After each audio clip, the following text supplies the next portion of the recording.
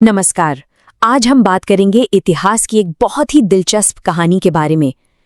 कहानी है कि कैसे एक इतना बड़ा, इतना विविध उपमहाद्वीप एक राष्ट्र बना। तो सवाल ये उठता है कि इतने बड़े उपमहाद्वीप को एकजुट किया कैसे जाए। चलिए इस बड़े सवाल को समझते हैं, इसे 3 जरूरी हिस्सों में तोड़कर। तो सबसे पहली बात, हर बड़े आंदोलन के लिए एक चिंगारी की जरूरत होती है ना? और भारत के लिए वो चिंगारी थी पहला विश्व युद्ध। सोचकर देखिए उस वक्त का माहौल।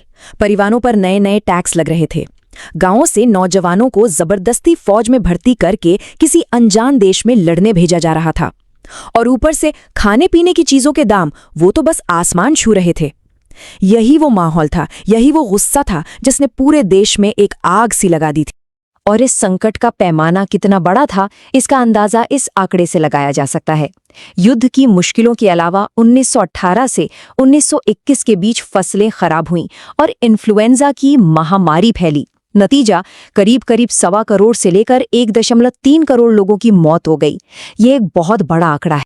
लेकिन देखिए, इसी दुख और तकलीफ के बीच से एक मौका भी निकला, जब अंग्रेजों ने ऑटोमन साम्राज्य के खलीफा, जो दुनिया भर के मुसलमानों के लिए एक अहम हस्ती थे, उनके साथ बुरा बर्ताव किया। तो इससे भारत के मुसलमान बहुत नाराज हुए और यहीं से, अनजाने में ही सही, अंग्रेजों ने हिंदू और मुसलमानों को एक साझा दुश्मन के खिलाफ एकजुट होने की एक बहुत बड़ी वजह दे दी। अब देखिए, गुस्सा और परेशानी तो ईंधन की तरह है, लेकिन सिर्फ ईंधन से गाड़ी नहीं चलती। उसे चलाने के लिए एक इंजन, एक तरीका चाहिए। तो इस गुस्से को एक आंदोलन में बदलने के लिए एक रणनीति की जरूरत थी। और वो तरीका लेकर आए महात्मा गांधी। उनका विचार था सत्याग्रह, मतलब सत्य की शक्ति। ये एक बिल्कुल नया क्रांतिकारी आइडिया था। इसने लड़ाई को सिर्फ पढ़े लिखे लोगों की चिट्ठियों और याचिकाओं से निकालकर सीधे सड़कों पर लाखों आम लोगों के हाथों में दे दिया।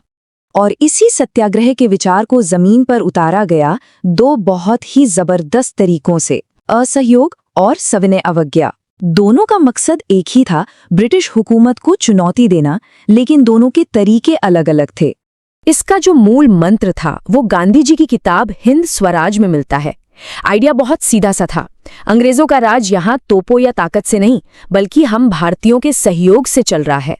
बस अगर भारतीय अपना सहयोग खींच ले तो ये पूरा साम्राज्य ताश के पत्तों की तरह ढह जाएगा। चलिए अब तीसरे और शायद सबसे जरूरी हिस्से पर आते हैं। देखिए, सिर्फ राजनीतिक रणनीति से देश नहीं बनता।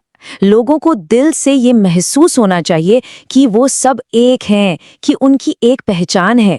तो ये लड़ाई सिर्फ सड़कों पर नहीं लड़ी जा रही थी, ये दिमागों में भी लड़ी जा रही थी। एक तरफ अंग्रेज थे जो कहते थे कि भारतीय पिछड़े हैं, अपना शासन खुद नहीं चला सकते, तो दूसरी तरफ हमारे राष्ट्रवादी थे जिन्होंने इस कहानी को पूरी तरह पलट दिया। उन्होंने लोगों को उनके शानदार अतीत की याद दिलाई, एक स्वर्ण युग की, जहां कला, विज्ञान सब कुछ अपनी ऊंचाई पर था। तो इस एहसास को जगाने के लिए क्या किया गया? प्रतीकों का इस्तेमाल हुआ, जैसे भारत माता की तस्वीर जिसे एक देवी की तरह पूजा गया, या फिर स्वराज का झंडा जिसके बीच में चरखा था जो आत्मनिर्भरता का प्रतीक था। ये सिर्फ तस्वीरें या झंडे नहीं थे, ये वो चीजें थीं जो भारत के विचार को लोगों के दिलों में बसा रही थीं, उसे एक एहसास में बदल रही थीं। तो अब पूरी तस्वीर देखी जा सकती है। एक तरफ थी विश्व युद्ध से पैदा हुई मुश्किलों की चिंगारी, दूसरी तरफ था गांधी जी का सत्याग्रह का तरीका, और तीसरी तरफ थी एक साझा संस्कृति और पहचान की आत्मा। जब ये तीनों चीजें मिलीं तो उसने असहयोग और सविनय अवज्ञा जैसे बड़े बड़े राष्ट्रीय आंदोलनों को जन्म दिया। तो भारत के राष्ट्र बनने की कहानी हमें यही सिखाती है कि कैसे एक साझा गौरवशाली अतीत और एक साथ मिलकर किया गया संघर्ष, दोनों मिलकर इतिहास के सबसे बड़े जन आंदोलनों में से एक को जन्म दे सकते हैं।